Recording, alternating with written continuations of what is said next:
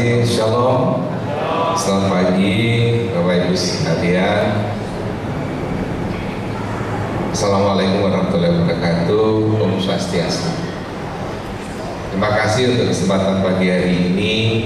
Saya diberi kesempatan Tuhan untuk ada di tengah Bapak Ibu sekalian, saudara-saudara yang diberkati, untuk memberi perhatian pada anak-anak yang kita tahu bersama bahwa anak adalah berkat Tuhan yang maha indah di dalam setiap keluarga, tetapi juga mereka bisa jadi musibah kalau ngurusnya juga tidak tepat. Nah, pagi hari ini saya diminta menyampaikan persoalan ini. Saya sebenarnya bukan orang baru untuk persoalan perlindungan, karena saya sama Mas Pri ini sudah lama, dari tahun 90-an, 2000-an kita sama-sama jalan untuk persoalan perlindungan anak.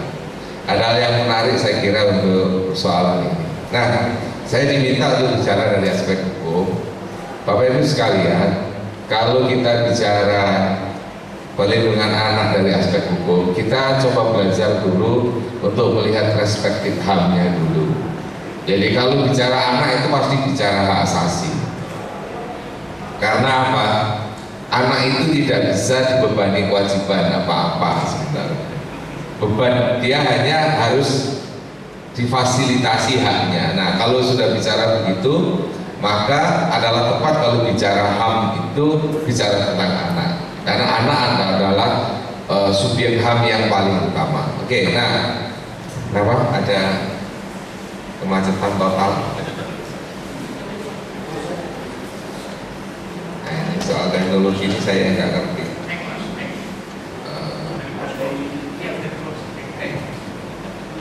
Baik, nah, kalau kita bicara hak asasi, saya kira kita paham betul bahwa hak asasi itu berkembang sebenarnya tidak pada pemikiran di Republik Indonesia. Kalau kita ngomong HAM itu mesti acuannya pasti di negara-negara sono gitu, dan di barat lah istilahnya. Mengapa begitu?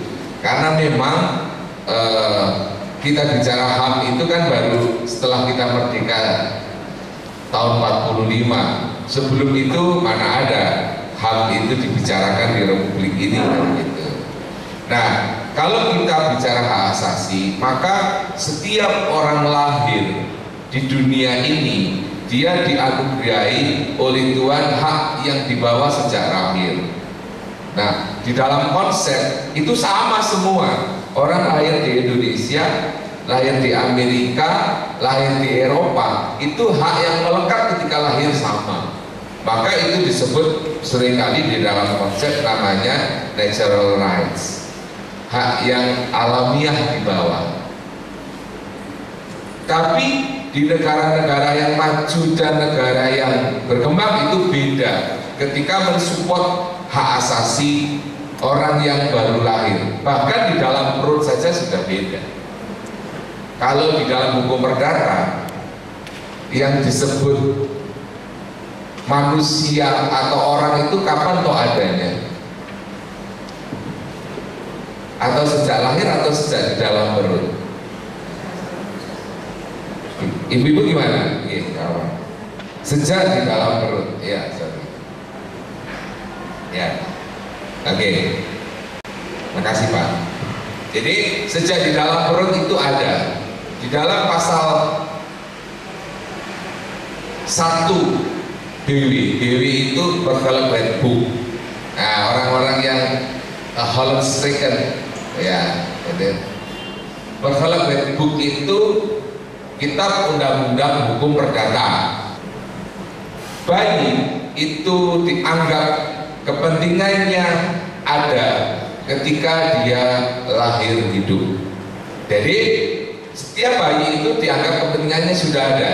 Jadi kalau dia di dalam perut, maaf, ini misalnya suami istri kemudian ada anak di dalam perut karena suaminya meninggal, maka anak di dalam perut itu sudah punya hak waris kalau suaminya meninggal. Jadi ketika anak di dalam perut itu kemudian nanti dimatikan, maka ada hukumnya. dia sudah dihitung. Jadi kepentingan hukumnya sudah ada. Oleh sebab itu Bapak Ibu bisa bayangkan kalau kita bicara anak, sebenarnya tidak sejak lahir haknya harus diberikan, sejak dalam kandungan itu hak-haknya harus sudah diberikan. Makanya ini adalah penting. Kita seringkali berpikir anak itu ya kalau sudah lahir, sudah sebelum umur sekian, padahal sejak dalam kandungan dia sudah punya kepentingan hukum untuk dilindungi. Gak jalan ya? Oh sudah jalan Pak. Nah, ya jadi kalau Bapak lihat di sana, jadi kalau Bapak lihat, jadi what is the nature? Apa yang dibawa manusia sejak lahir ada hak, itu kodrati dan itu indirisible right, itu hak yang nggak bisa dihapus. Hak ngomong itu nggak bisa dihapus. Jadi makanya anak lahir itu kalau nggak bisa ngomong diceples, cepat ngomong. Gitu kalau sudah kecil cerewet ditapuk sama ibunya, nggak boleh. Boleh iya, oke, kenapa betul? Oh enggak ya, ibu enggak ya, wah itu luar biasa masuk surga ibu yang begitu. Ya, jadi bahwa ya sejak lahir membawa hak bicara itu natural right, hak bicara ngomong itu, makanya tetapi kultur di Indonesia tidak memberi peluang itu. Ya kalau dulu kita kan kalau bapak diem gitu ya. Nah, jadi problem HAM itu bukan hanya problem hukum, ada problem kultural Pak. Jadi jangan yang salahkan hukum dong ya, ini pembelaannya orang hukum gitu ya. Disalahkan tuh ya, jadi natural right itu dilahirkan dia hak yang kodrati itu diberi oleh Tuhan. Hak beragama itu tidak boleh diberikan oleh negara, oleh Tuhan ya. Jadi hak hidup, apalagi hak hidup. Hak hidup itu tidak disupport oleh siapa saja, itu oleh Tuhan. Makanya nggak boleh diakhiri. Ya, oke, saya lanjut. Ketika orang hidup dengan orang lain ada hak-hak lagi, maka ini yang saya kira banyak diurus oleh teman-teman. Banyak anak-anak yang di lingkungannya yang ada yang sekolah yang nggak bisa sekolah. Ini hak yang human right, yang manusiawi. Jadi harus kita dorong untuk anak-anak itu hidup sebagai manusia yang wajar bersama lingkungannya. Makanya bersyukur kalau ada anak-anak lahir di lingkungan keluarga yang baik, maka hak-hak kemanusiaannya dia pasti tercukupkan. Tetapi anak-anak yang lahir di lingkungan keluarga yang tidak baik, maka hak-hak kemanusiaannya pasti akan banyak dikurangi. Karena apa? Tidak bisa disupport, it cannot be fulfilled, tidak bisa dicukupkan gitu ya. Jadi ini kalau anak-anak itu lahir di tengah hutan bersama keluarganya, ya dia tidak punya hak sosial kemanusiaan yang cukup, ya kumpulnya sama orang-orang yang di hutan gitu. Tapi kalau kita lahir bersama manusia, lingkungan manusia yang bagus, itu biasanya celakanya banyak anak-anak itu lahir di lingkungan manusia-manusia yang kurang bagus. Banyak lingkungan-lingkungan lingkungan quarter settlement, tempat-tempat yang kurang mapan gitu ya. Jadi oleh sebab itu bersyukur kalau ada anak lahir di keluarga yang mapan. Itu minimal modal pertama, hak kodrat tercukupkan, hak yang manusiawi tercukupkan ya. Bangun tidur, sarapan sudah ada di meja ya, kepingin sekolah, mobil sudah siap ya. Tapi berapa jumlah anak-anak yang menikmati hak-hak kemanusiaan yang cukup? Sedikit sekali ya. Dia lahir hidup itu hak kodrat. Tapi apa hanya hak hidup saja? Tidak. Hak sosial, berpendidikan yang cukup ya, punya lingkungan sosial yang baik itu. Nah yang ketiga, dua hal ini kemudian dimasukkan ke dalam aturan, itu namanya positive right, jadi hak dalam hukum. Nah di Indonesia itu sudah dibuat beberapa ketentuan hukum mengenai ini. Artinya begini Pak, jadi sulit bagi kita kalau Bapak Ibu pakai standar luar negeri diterapkan di sini ya. Teman-teman yang belajar ke luar negeri, saya juga belajar kemana-mana, tapi menggunakan ukuran luar negeri lalu dibuat untuk standar di sini, mati kita. Ya, jadi pemenuhan hak anak lalu bikin standarnya mana ini? UN, United Nations atau UNESCO, ya nggak pas, banyak yang nggak pas ya, kita masih ketinggalan kereta ya. Misalnya sekarang itu mengenai indeks pembangunan manusia IPM, mengenai apa yang anak yang menikmati hak pendidikan yang cukup. Di Jawa Timur itu Pak, banyak anak yang sekolah itu nggak bisa bahasa Latin tapi bahasa Arab pinter. Tapi itu menurut UNESCO itu termasuk buta huruf karena nggak bisa berbahasa Indonesia. Oneng buta jure, tahun Indonesia itu termasuk buta huruf itu. Jadi nggak bisa berbahasa Indonesia yang baik, itu hitungannya buta huruf menurut UNESCO. Tapi anak-anak lulusan pesantren ini diaman diterima, makanya jadi anggota ISIS. Nah, ini harus kita pikirkan bersama. Ini jadi pikiran harus jadi. Jadi di Jawa Timur ini saya bisa sampaikan, mengapa orang miskinnya banyak, penduduknya banyak. Jadi saya agak nggak fair media. Penduduk miskinnya paling banyak di Jawa Timur, ya tentu karena jumlah. Tapi kalau prosentase berdasarkan jumlah penduduk tidak, gitu loh. Unfairness itu, ya. Paham ya maksud saya ya. Jadi nanti kalau merilis LPA juga harus fair gitu. Jadi anak bermasalah dari jumlah anak berapa, gitu loh. Prosentase, jangan jumlah anak bermasalah di Jawa Timur paling banyak ya, warnanya yang penduduknya gitu ya. Nah gitu, jadi itu fair. Pakai prosentase itu lebih fair, ya. Gitu. Jadi ini hal yang saya kira persoalan begini. Jadi saya kembali ke sini. Nah, cara negara melindungi rakyat itu pakai hukum, namanya positive right. Ya, oleh sebab itu kita mengukur pemenuhan hak-hak anak di Indonesia itu nggak bisa bajunya kebesaran kalau kita pakai ukuran dari luar negeri. Karena ya maksud saya, itu namanya kita mengukur sesuatu yang alat ukurnya nggak pas, gitu. Ya, tapi kita mendorong terus untuk bisa mengikuti perkembangan protection of child itu bagaimana ya. Oke. Nah, bagaimana cara negara? Gini Pak, cara negara di dalam fokus kehadiran negara mendorong pemenuhan HAM yang ada itu dalam regulasi itu dirumuskan dalam dua norma hukum, namanya positive right. Positive right itu to promote, to fulfill. Jadi begini, hak pendidikan itu kewajiban negara untuk hadir, untuk menghargai, to respect, meningkatkan dan mencukupkan. Nah ini memang, jadi kalau hak pendidikan itu wajib itu negara mencukupkan. Oleh sebab itu, cuman jargonnya menjadi keliru, seolah-olah kalau sekolah apa dasar ya, pendidikan dasar itu lalu gratis gitu. Ya, itu jargon menjadi keliru. Ya gratis untuk sekolah yang seperti apa kan begitu. Tapi kalau, nah ini problem. Saya sebenarnya ini harus jadi kritikan kita bersama, ya Pak anggota Dewan. Jadi begini, Republik ini memperlakukan pendidikan menurut saya unfairness. Jadi kalau ujian negara itu menjadi tidak fair. Makanya UN itu harus dihilangkan.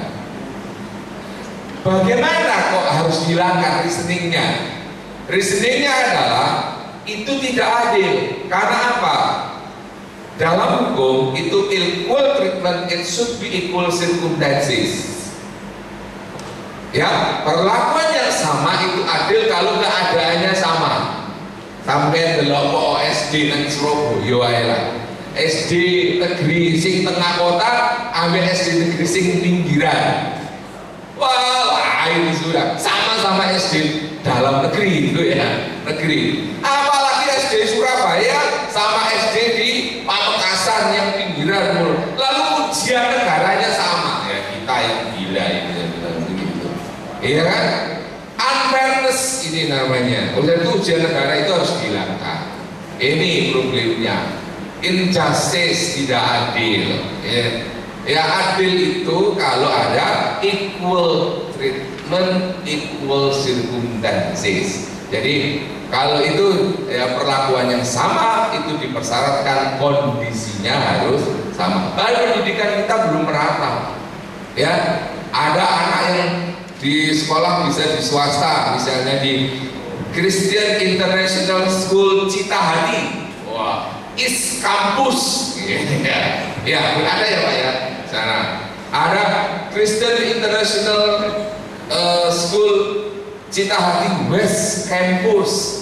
Ini masuk dari rumah, masuk mobil, turun mobil, masuk sekolah, dijemput, ruangannya ber-AC, olahraga di hall yang ber-AC.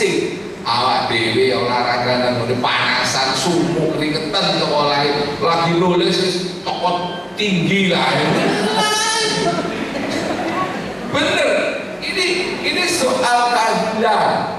Oleh sebab itu, kalau kita bicara hak untuk anak, tugas negara itu dibagi dalam dua: to promote, to fulfill, to respect. Ya, itu biasanya positive right. Negara berkewajiban, gitu. Rumusan hukumnya mesti begitu. Makanya nanti kalau di Perda Pendidikan itu harus perintahnya pemerintah daerah kewajiban, gitu. Pemerintah daerah bertugas, gitu. Ya, itu. Nah, kalau yang kedua itu negative right, to protect, dilarang. Jadi begini, hak-hak atas kehidupan, hak-hak yang atas intelligible right, hak-hak yang naturalis itu dilarang diintervensi, dilarang misalnya hak hidup dilarang diakhiri, hak milik dilarang dicuri. Jadi hak milik itu hak natural Pak. Setiap orang lahir itu boleh punya hak milik. Makanya kalau punya tanah hak milik itu meskipun itu sudah pindah 10 kali ke orang, kalau Bapak punya hak yang betul-betul buktinya kuat bisa ditarik kembali, itu hak milik. Ya, nanti kalau mau konsultasi nanti ya. Ya betul ya. Oke. Ya. Jadi, nah ini oke, saya nggak usah kesini. Nah, usah itu negara bikin peraturan Pak. Jadi kita kalau menengok di mana letak perlindungan hak asasi anak harus baca peraturannya. Nah, kita sudah bikin, misalnya Undang-Undang Dasar kita punya Undang-Undang Nomor 2 tentang larangan apa KDRT ya, betul ya, betul ya Mas ya. Saya nggak gitu ya, gitu. Larangan KDRT ya, kekerasan dalam rumah tangga. Yang gini, mengapa proteksi itu kepada pihak-pihak yang lemah? Namanya itu vulnerable, ya, vulnerable kan, orang yang rentan untuk dilakukan pelanggaran hukum. Satu itu perempuan, vulnerable, ya, itu berarti vulnerable itu orang yang rentan. Oleh itu larangan KDRT, kekerasan dalam rumah tangga, gitu. Karena apa? Itu sebenarnya itu bukan hanya perempuan kalau KDRT. 3 kali saya punya klien itu suami yang mengalami KDRT. Setelah saya ketemu dua-duanya istrinya gede buku. Ya kalau saya gini gitu ya.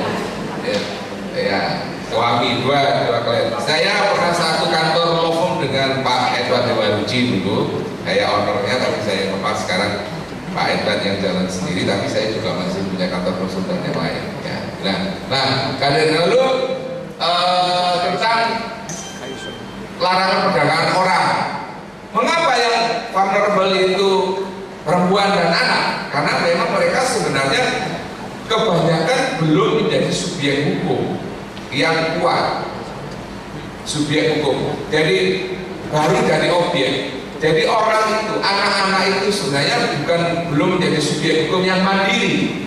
Jadi masih dalam bahasa Belandanya masih minderjaren, ya minderjaren ini ya, narkola ya, nah ini Malah speaker pasti tahu ini.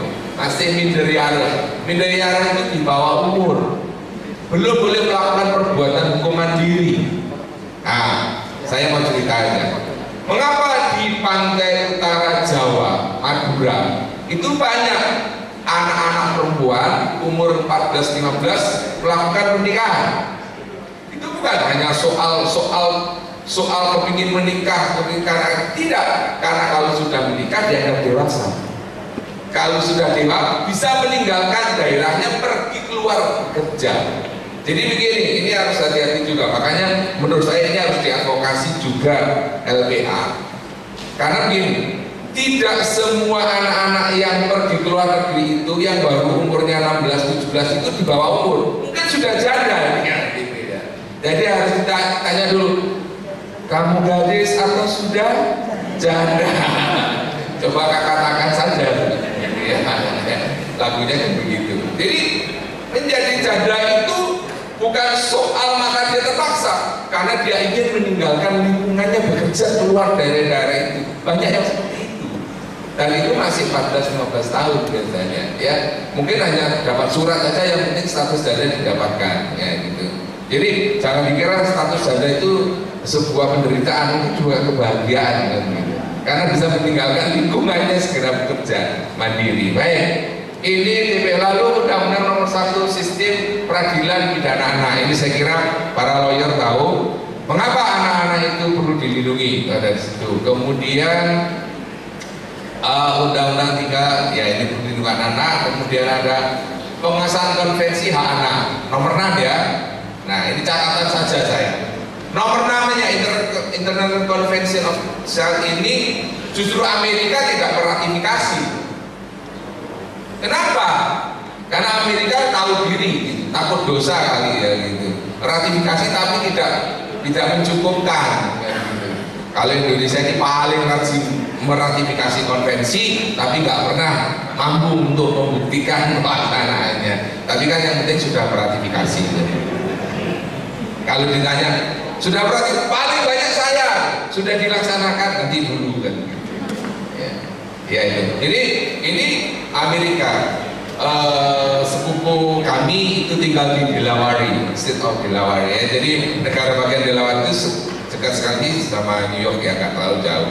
Dan ketika dia tinggal pertama kali di sana, dia membawa 2 anak yang masih kecil waktu itu dan rumahnya belum cukup bagus. Lalu ada pengaduan dari tetangga bahwa keluarga saudara saya itu dianggap tidak bisa mencukupkan kebutuhan anaknya. Lalu dapat surat dari dinas sosial untuk dilakukan visit penilaian. Kalau tidak cukup, itu akan ditarik anaknya untuk ditarik ke tempat penampungan anak untuk dipelihara secara cukup. Karena dapat surat, lalu semua warga Indonesia yang ada di state itu kumpul, dicukupkan, kulkasnya dipenuhi, gitu, lalu kamarnya ditutup, supaya nanti kalau ditinjau pas. Nah itu gaya, itu hebatnya orang Indonesia. Pas peninjauan mesti api. Tapi habis ditinjau bohong. Tapi jadi gaya begitu nih, ya hanya di Indonesia, di luar negeri pun kelakuan orang Indonesia ya kayak gitu. Gitu. Ya pengalaman saya juga ke Jepang ya begitu, sama teman-teman gitu. Begitu masuk ini kereta kan itu pakai tiket gitu, lalu buka sendiri. Lalu kalau usah banyak-banyak, 5 orang beli 4 saja, yang satu jerobot. Nah ini kelakuan di luar negeri, kelakuannya ya begitu sama juga gitu ya. Jadi saya kira kita paham yang seperti itu ya, itulah ya. Nah lalu aksi nasional, nah saya hanya ingin fokus di Perda Jawa Timur saja ya. Saya nggak kepingin ke mana-mana, ke Perda Jawa Timur. Nah, informasi saja, Jawa Timur sudah buat perda ini perlindungan perempuan dan anak korban kekerasan. Lalu baru saja 2014 buat perda tentang penyelenggaraan perlindungan anak. Ya, mungkin di antara Bapak Ibu sekalian juga bagian dari aktivis yang waktu itu berkontribusi. Pemerintah provinsi ingin merespon, terima kasih, penghargaan kepada teman-teman ya.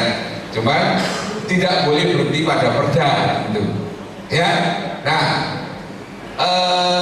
Bapak Ibu bisa nanti melihat ini berhubungan dengan Badan Pemberdayaan Perempuan. Di sana ada anggaran. Saya kira Pak Pri juga sudah tahu di mana tempat-tempat itu bisa dilakukan. Memang anggarannya belum banyak gitu Jadi belum bisa optimal mungkin karena masih yang bermasalah banyak di Jawa Timur. Ini regulasinya ya, nanti bisa dilihat. Nah, kemudian yang terakhir saya ingin sampaikan,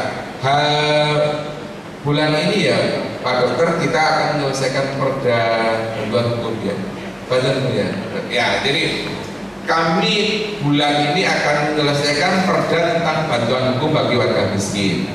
Nah, begini, perspektifnya mohon maaf tidak bermaksud kalau lagi-lagi orang miskin yang jadi objek begitu ya, jangan. Tapi ya ini amanah undang-undangnya begitu ya. Lalu di provinsi buat sudah tersedia anggaran belum banyak sih yang dialokasikan, baru 500 juta untuk membantu masyarakat miskin yang bermasalah. Nah, menurut saya kalau bisa LPA ambil, lembaga-lembaga perlindungan anak ambil bagian itu, daftar anak-anak yang bermasalah hukum, kemudian kerjasama dengan kantor advokat yang sudah terakreditasi di Kementerian Hukum dan HAM yang boleh menerima anggaran ini. Jadi begini, esensinya ini yang bermasalah hukum didampingi oleh advokat yang terakreditasi di Kementerian Hukum dan HAM. Uang akan cair ke sini. Nah, ini nanti diberi layanan bantuan hukum secara gratis gitu. Nah, nanti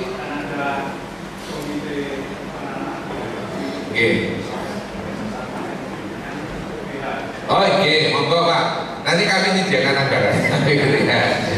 Dan tentu ini sudah saya sampaikan, ini yang ngurus Pak Kolik. Jadi nanti ini Pak Kolik ini yang akan mengurus itu, dan 100% itu semuanya dipersembahkan untuk kepentingan masyarakat gitu. Jadi itu ya, mudah-mudahan nanti tahun depan DPRD provinsi nambah ya. Jadi ya bisa 1,5 M ya. Jadi semakin banyak semakin baik untuk kepentingan perlindungan bantuan hukum. Jadi lewat biro hukum, ya biro hukum. Jadi saya memaksakan ini supaya cepat, terus saya paksa. Jadi sebenarnya dari 2012, tapi perdanya bermasalah, dan saya dorong terus, akhirnya tahun ini kita clear, dan saya minta paling lambat 3 bulan sejak perda pergubnya sudah jadi, ya teman-teman sudah menyiapkan. Jadi draft pergub juga sudah saya kami siapkan. Jadi simultan, perdanya jadi, pergubnya jadi. Jadi jangan perdanya jadi,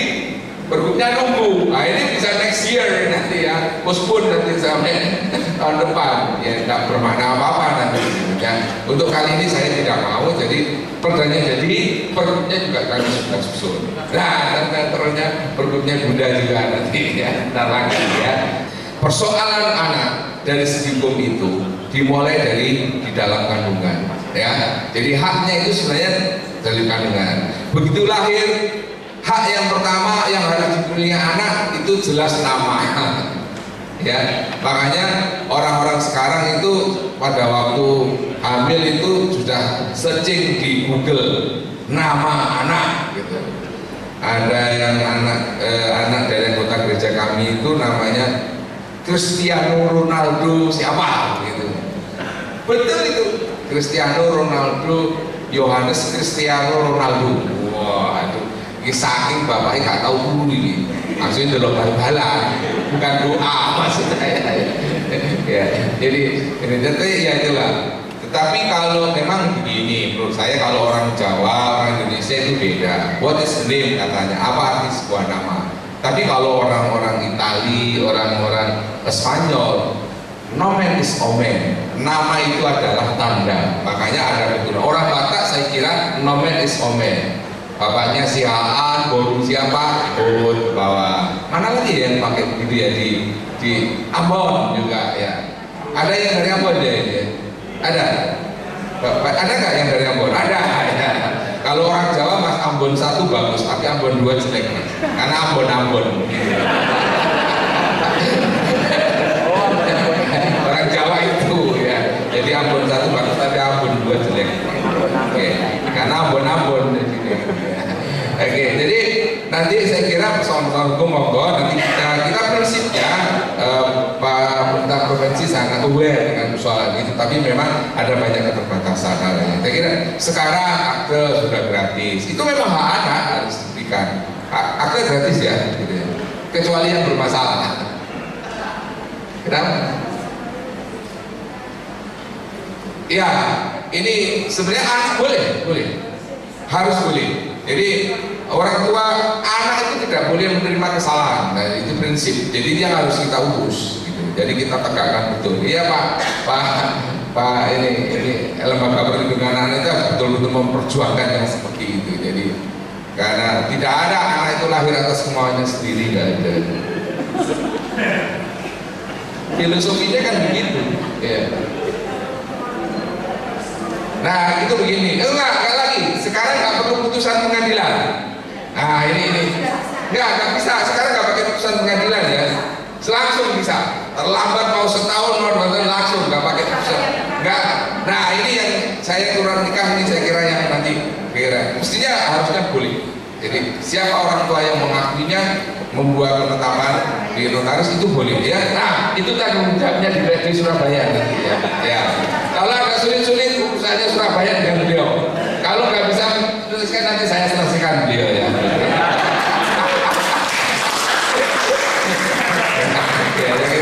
Saya kira itu untuk kesempatan pagi hari. Terima kasih untuk sharing bersama. Mudah-mudahan ini menjadi bagian yang menyemangati kita dalam rangka memberi pelayanan kepada kebaikan anak kita, anak Indonesia yang hebat di masa depan. Terima kasih. Saya kira selamat pagi. Assalamualaikum warahmatullahi wabarakatuh.